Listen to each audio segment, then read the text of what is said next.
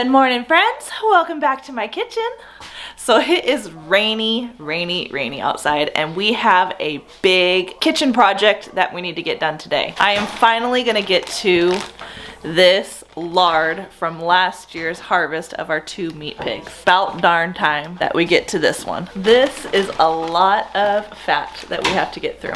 So this will be my first time ever rendering down lard. This is not gonna be a how-to. This is just me following what I've read and figuring it out for the first time.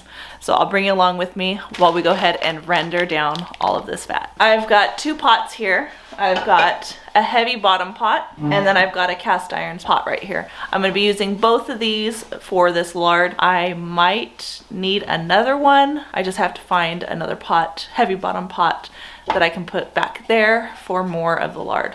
But then again, these 2 might be just fine for what I have to do. Let's get started. I'm gonna go ahead and cut some of this lard up into small pieces and get them started in each of these pots. Get those rendered down. Once I see that that has rendered down, then I'll go ahead and start adding more of the lard to the pots. So something that is really important that I have read is you wanna make sure you don't add any water to this.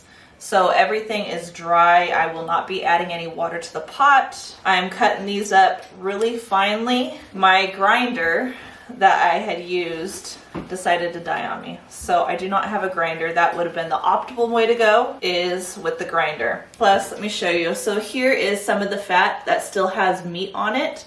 This will turn into cracklings as you render down your fat. This will actually brown up and be absolutely amazing to eat. So it's perfectly fine that you have meat still on here. We just want to make sure we take it out before we go ahead and put it into the jars, because any meat left in your lard will actually become rancid over a short amount of time. But if you just have pure fat, that will be shelf stable for quite a while.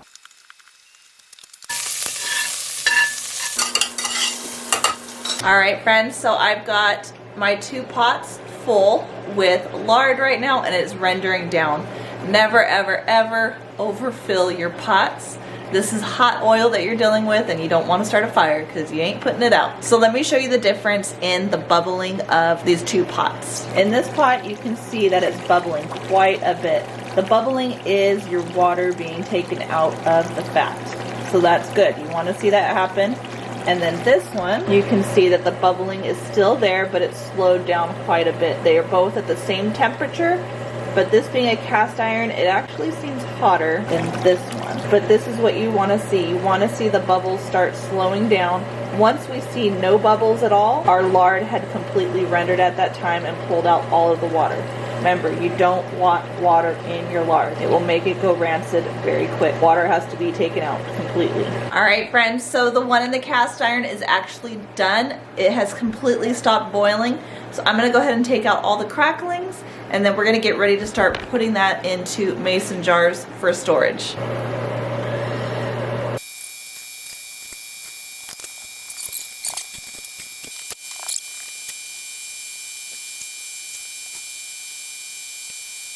All right, friends, so something I thought about doing with all of these cracklings that I have, because if I let these stay, somebody will eat them all in one day, and this is a heart attack waiting to happen.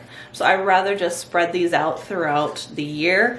I am gonna go ahead and use my sealer, and I cut some little bags, and I'm gonna go ahead and put these in the little bags, seal them, and put them in the freezer to pull out and use throughout the year for snacks or to put on top of food. So let me go ahead and start vacuum sealing up these lovely cracklings, because I still have another pot of cracklings coming out pretty soon.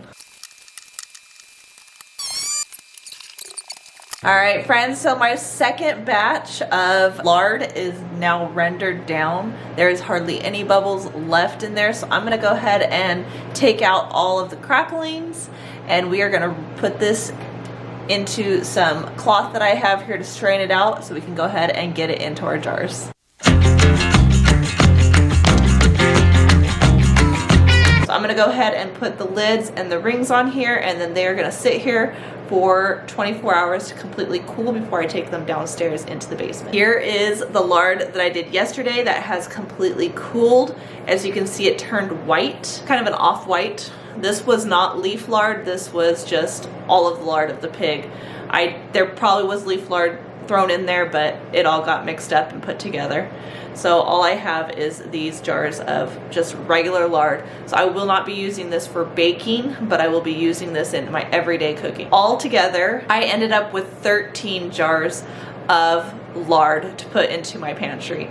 This will definitely last my family the entire year until we do our next pig butchering, and then I will be more diligent in separating the fat from leaf lard to the regular lard. That way I can have my own leaf lard for baking and then use the rest of the lard throughout my cooking for the rest of the year. So I am super excited to go ahead and get these down into the pantry for my family to use for the rest of this year.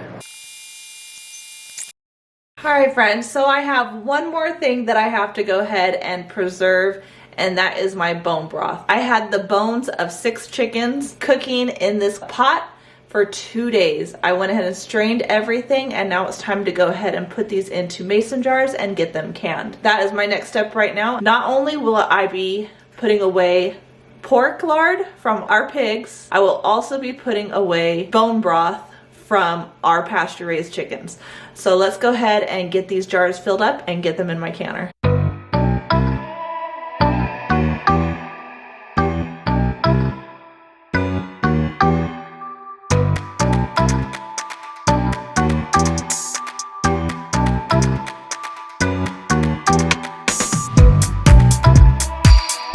Alright friends, I am officially done in the kitchen. I have canned 7 of my quart-sized jars of bone broth and 13 pint-sized jars of pork lard that I'm gonna go put into the pantry downstairs. I did not need to can this one. This was perfectly fine as long as I leave the lid on it and I only open up when I need it.